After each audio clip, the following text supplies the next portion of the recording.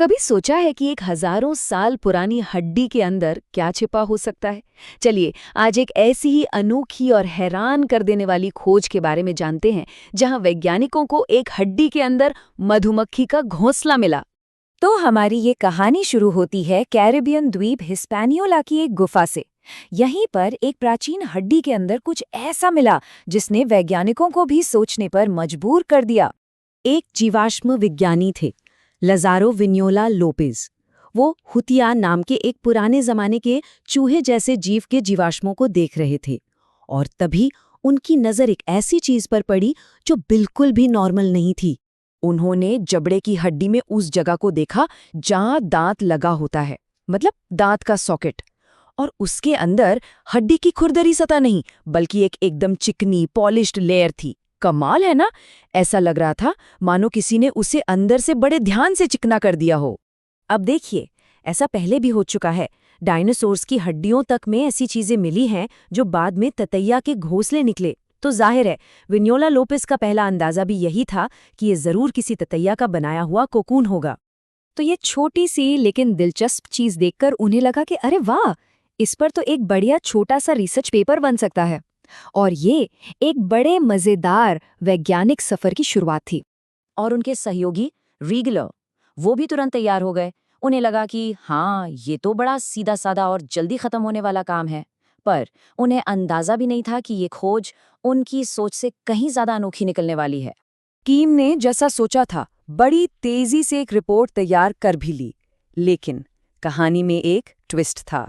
जब उन्होंने अपनी ही रिसर्च को दोबारा और ज्यादा ध्यान से देखा तो पता चला कि उनसे एक बहुत बड़ी चूक हो गई थी। वो जो उनका पहला अंदाजा था ना, ततैया वाला, वो गलत साबित होने वाला था। जैसे ही उन्होंने कीड़ों के घोंसलों पर थोड़ी और रिसर्च की, एक ऐसा सबूत हाथ लगा जिसने पूरी कहानी का रुख ही मोड़ दिया। और वो सबूत था बनावट का फर्क। देखिए, ततैया जो घोंसले बनाते हैं वो खुरदरे होते हैं, लेकिन इस हड्डी के अंदर जो परत थी वो एकदम मक्खन जैसी चिकनी थी। और ये चिकनी परत, ये पहचान है जमीन में बिल बनाने वाली मधुमक्खियों की। वो अपने घोंसलों को अंदर से एक मोम जैसे पदार्थ से ऐसा ही चिकना बना देती हैं। और ये एक बहुत बड़ी बात थी। मतलब ये पहली बार था, दुनिया में पहली बार, जब वैज्ञानिकों ने देखा कि मधुमक्खियां किसी जीवाश्म के अंदर उसकी खाली जगहों में अपना घर बनाती है। ऐसा पहले कभी रिकॉर्ड ही नहीं किया गया था। तो अब एक सवाल तो हल हो गया कि ये मधुमक्खी का घोंसला है, ततैया का नहीं। लेकिन इसने एक और बड़ा सवाल खड़ा कर दिया। आखिर मधुमक्खियां एक अंधेरी, हड्डियों से भरी गुफा में अपना घोंसला बना ही क्यों रही थी?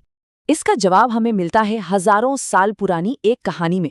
सोचिए, हजारों साल पहले इसी गुफा में बड़े बड़े उल्लू रहते थे। वो होतिया का शिकार करते और उन्हें यहीं गुफा में खाते थे। अब पीढ़ी दर पीढ़ी यही चलता रहा और धीरे धीरे ये गुफा होतिया की हड्डियों के एक ढेर में, एक कब्रिस्तान में तब्दील हो गई। अब देखिए, दिक्कत ये थी कि गुफा के बाहर की जमीन कास्ट लैंडस्केप थी, मतलब चट्टानी, पथरीली, जिसमें नरम मिट्टी थी ही नहीं। तो मधुमक्खियां वहां अपना बिल खोद ही नहीं सकती थीं।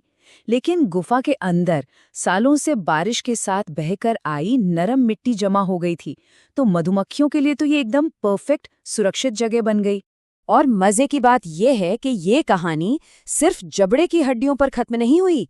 जब वैज्ञानिकों ने और खोजा तो उन्हें ऐसे ही घोंसले दूसरी जगहों पर भी मिले, जैसे एक बहुत पुराने स्लॉथ के दांत के अंदर, और तो और हुटिया की रीढ़ की हड्डी के भीतर भी। कुछ सॉकेट्स में तो उन्हें एक नहीं, दो नहीं, बल्कि 6 घोंसले मिले, एक के अंदर एक, बिल्कुल उन रशियन डॉल्स की तरह। इससे ये साफ हो जाता है कि मधुमक्खियों की कई पीढ़ियों ने इन बने बनाए सुरक्षित घरों का बार बार इस्तेमाल किया। तो अब सवाल ये उठता है कि ठीक है, एक हड्डी में घोंसला मिल गया, पर ये इतना जरूरी क्यों है?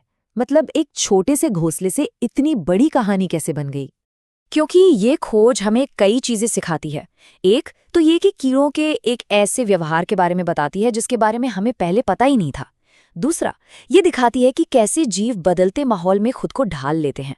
और सबसे बड़ी बात, ये हमें हजारों साल पुराने एक पूरे इकोसिस्टम की झलक देती है, जहां उल्लू, हुतिया और मधुमक्खियां सब एक दूसरे से जुड़े थे। तो ये खोज एक सवाल छोड़ जाती है कि हमारी नजरों के सामने ही अभी और कितनी ऐसी प्राचीन कहानियां छिपी हुई हैं, ये हमें याद दिलाता है कि हमारी दुनिया अभी भी कितने ही रहस्यों से भरी है जो बस खोजे जाने का इंतजार कर रहे हैं।